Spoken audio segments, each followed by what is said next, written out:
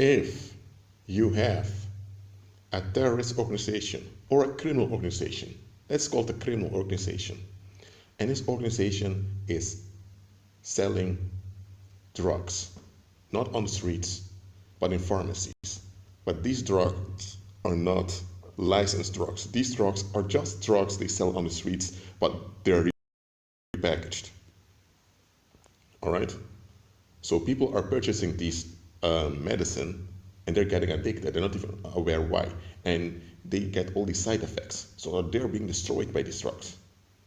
You have this terrorist organization or this cartel that's operating. Let's say this cartel operates somewhere in the west of Mexico.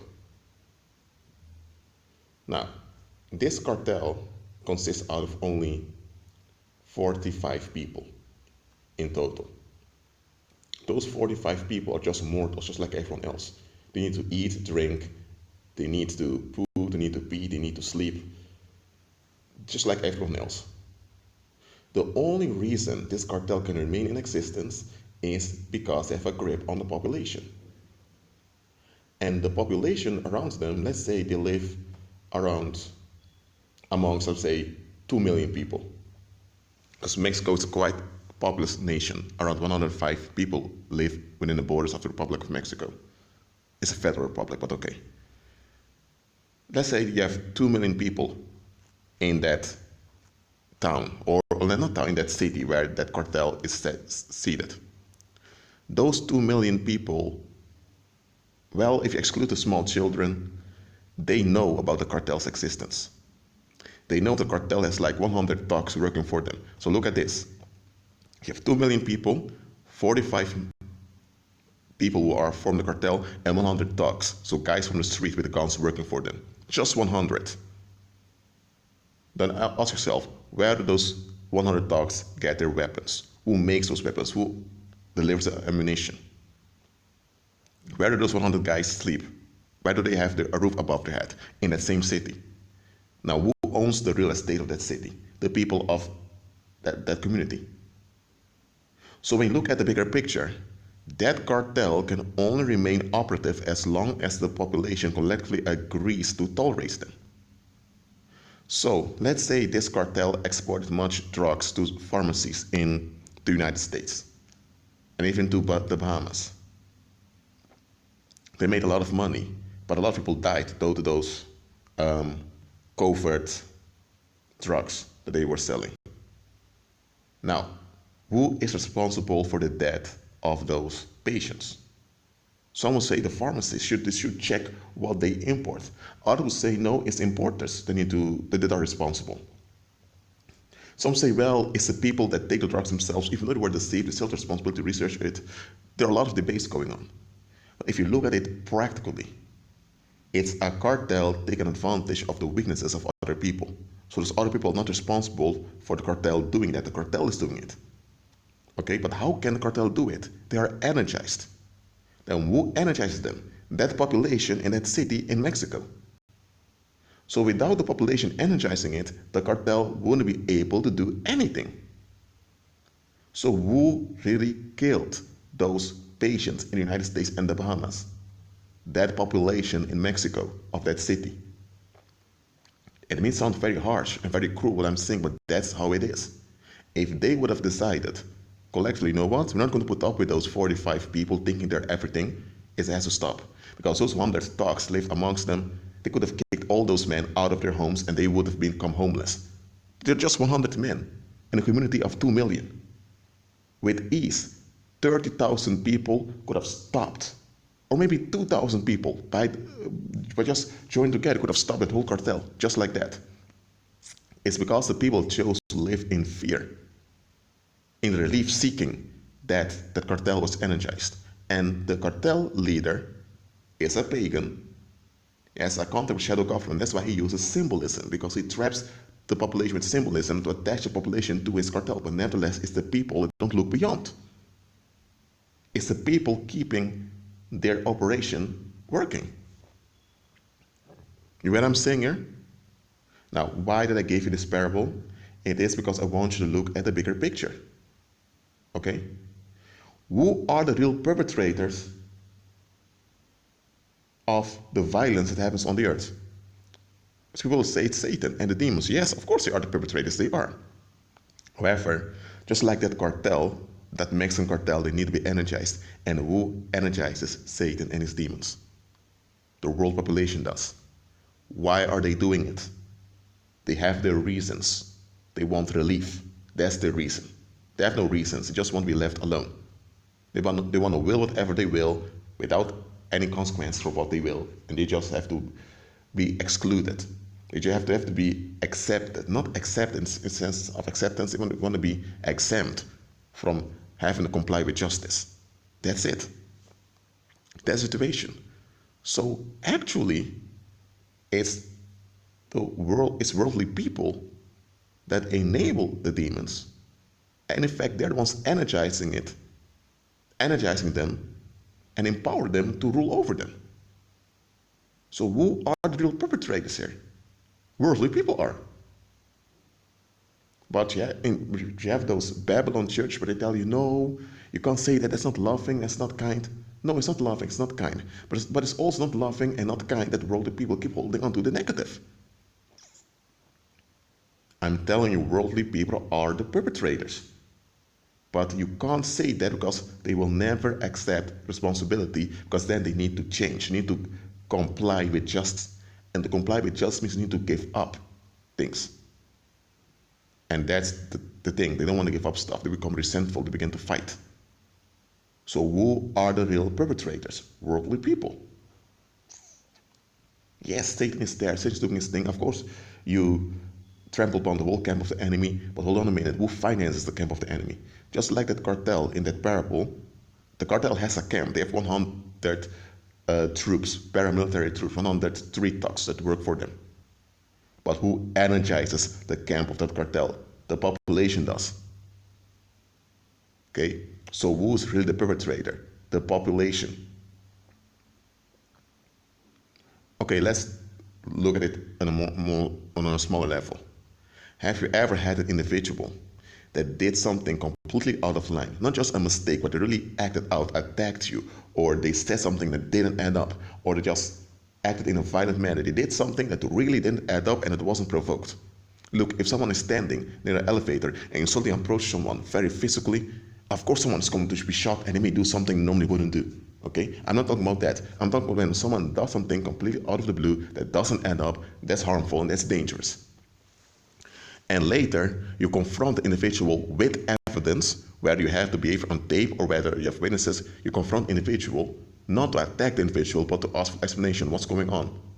You want the individual to give an account. And the individual either denies that it ever happened, or the individual changes the subject, or the individual begins to attack you and blame you. Have you ever experienced that? Most likely you have. Now what's going on there? That individual wants to be left alone. He or she did whatever he or she did, and well, I'll just have to find a way to cope or deal with it and move on. So to leave the individual alone so the individual can be at ease. It's a narcissistic attitude. Well, that's the attitude of worldly people in general. They don't want to be challenged. They don't want to be held accountable. So they are the perpetrators that energize the paranormal. So when you look at it carefully, well, not carefully, if you look at it clearly, you can see that they are energizing their own self-destruction. Just think about it. When, for example, when you have a small kid using certain words that people consider rude, people are going to ask, how can this kid talk that way? When I was a small kid, I couldn't talk like that because I would get in trouble. So when it's a small kid using certain words that people don't like, they know how to act out to make sure they don't want it. But hold on a minute, why don't they collectively act out against the pagan rulers of the world who are oppressing them? Why are they complying with their own oppression? So it's okay to agree violence on a small kid just because you're not validated by the kid's behavior. People tend to agree that, and even tend to support that directly, even when the child is harmed in the long run. They don't care, they want validation. So why don't they take all that rage and all that, why don't they take that will of theirs and use it against those that are oppressing them, that are harming them? Why don't they turn on Satan and those demons and those pagan rulers? Why don't they turn on the shadow government and kick them out? They won't. But they do have a will against small kids. They want to vindicate their will over there. You see what I mean here? They are the perpetrators. See them for what they are. Okay, yes, you have worldly people that really don't know what's going on, and they can't know what's going on because they don't know any better. You have such people. Well, let me tell you, the majority of worldly people know exactly what they're doing. There are those that don't. Okay, absolutely, you have those. I don't want to make a generalization here. That's absolute. Okay? In general, worldly people know exactly what they're doing. They want to will whatever they will, being left alone at all costs. And that's not innocent. That's wrong. That's wicked. That's sick. That's perverted. Nothing can defend that attitude. Nothing. But this is the attitude of worldly people, and they fight very hard to protect this wicked attitude of theirs. They are the perpetrators. They're the ones willing the self-destruction of mankind. Look, if you have a terrorist that comes along, okay, let me give a parable now. Let's say I would arrive at an island, and at that island you have 3,000 people living there. They're farmers, and I would arrive there and I would declare that all those people have to kneel for me. Let's say I would do that. I'm not going to do something like that, but just say, let's say I or you, someone does that. What do you think those islanders are going to think? They're going to ask, who are you? How did you come to this island? What are you offering here? They wouldn't do it. They wouldn't do what I say, would they? Unless I had a gun with me and a few people with a gun, and then they would comply because things may get out of hand. So it's practical that they comply just to prevent harm. But in the long run, even though they comply just to prevent harm, they ought to recognize that this ain't right, we need to take action. There are times you just comply to prevent things from escalating. But it doesn't mean that you're going to agree with injustice. You comply until you soon can tackle the injustice. That is how you do. That's how you are practical. So let's say I'm a Spaniard, okay? I arrive with 5 ships at some island, and those men have guns. So what will happen? The population will comply. But let's say the population complies, and after a while we are relaxed, and they get to know a lot of us. When we are vulnerable, because we all are, the people rob the munition and turn on us. What do? They acted smart. They complied because they couldn't do anything else. They didn't want anyone to get hurt, but meanwhile, they didn't agree with injustice. So they sought ways to overthrow the injustice. Now look, why aren't worldly people seeking to overthrow the injustice? Because they don't want to. Because to overthrow the injustice, they will need to admit their contribution and their compliance with injustice. And that would mean they need to forfeit and throw behind their compliance with the injustice. But here's the thing, their compliance with injustice gives them relief. For example, let's say you have a witch that keeps sleeping with other people's husbands. Those husbands have their validation issues, and she's using her spells on those men to get the men. Now, the men are still accountable. They need to be delivered, need to seek help for their issues. But for that witch to comply with justice, she will have to admit she complied with injustice by exploiting the weaknesses of the husbands of other women. Okay? She'll need to admit that. She needs to stop her witchcraft, throw all those witchcraft books away. She will have to let go of that comfort of sleeping with all those husbands. And then she will have to look for her own husband if she wants one, and comply with the safety of the community. But there's the thing, the witch doesn't want to do that because the witch is so attached to that relief she gets from exploiting all those men. She doesn't want to give that up. To comply with justice means she needs to give that up. And that means she will have to deal with their issues directly. That means she will have to learn to endure difficulty. She doesn't want that. So what's going on there? It's not some inability on her part. It's just that she doesn't want to comply. That's how worldly people are in general. They just don't want it. And even though they know they're wrong for not wanting to comply, they will fight to defend the will of theirs. That's how worldly people are. They are the perpetrators. Look, the reason Christ said, vengeance is mine, I will repay, is because he knows how those worldly people are. He knows how far they will go just to vindicate their will. And you, as an individual, as a small group, you cannot handle them. Even the shadow government, who is enforcing the darkness on the earth, even they can't manage the rage of all those people. That's why they use symbolism and all those other tricks to manage the people. Look, worldly people, when it comes down to it, they are cowards. And this cowardice, this fright, they will act out through violence on other people. So that's why Christ said to shake the dust off your feet. Because those same cowards that don't want to move on, that don't want to be responsible, they will project their fright onto you. And the projection of this fright in itself is violence. It's a psychic attack that will harm you. So they're transforming their harm onto you. That's why that dust, that heaviness will let you shake it off of you. And they will remain with their injustice. Meanwhile, when you shake the dust off your feet in obedience to Christ, Christ will take action against them. So don't think Christ tells you to shake the dust off your feet just so that they can be left alone, because Christ never gave them the right to be left alone of his rule. So when you depart from them in obedience to Christ, there will be actions taken against them. There will be repercussions. Be guaranteed of that. Because they are perpetrators. Some of them are right out delinquents, enemies of God. And that's why that thing called pagan Christianity is so fatal and so dangerous.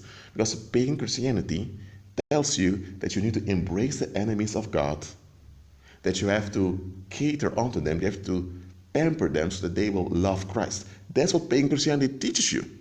And that is so wrong. It's so wrong. Yeah, that's pagan Christianity. Look, I didn't intend to make this video this long. I just want you to see things as they are. Yes, we wrestle not against flesh and blood, but against powers, principalities, rules of darkness, yes, against the paranormal. That's true. However, who energizes the paranormal?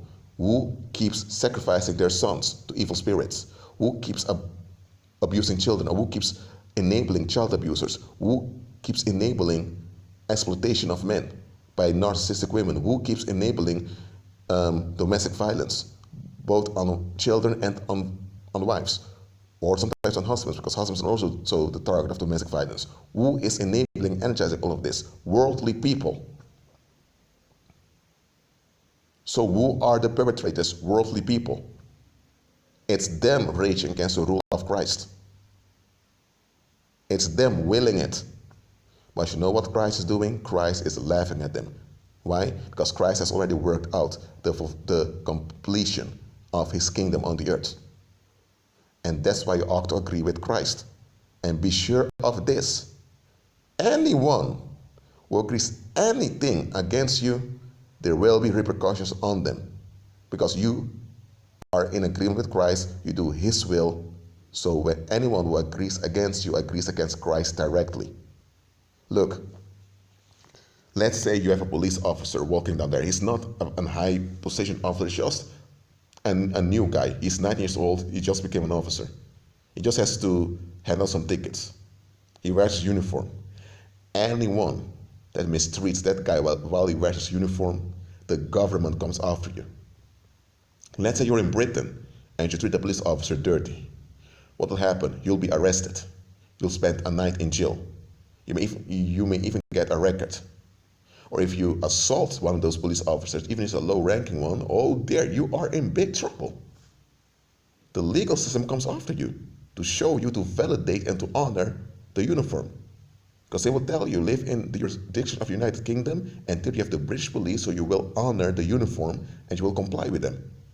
We don't care whether you're interested or not, that doesn't matter. As long as you honor this jurisdiction, you will honor the uniform. If you don't, there are repercussions. So in this world, that's how it operates.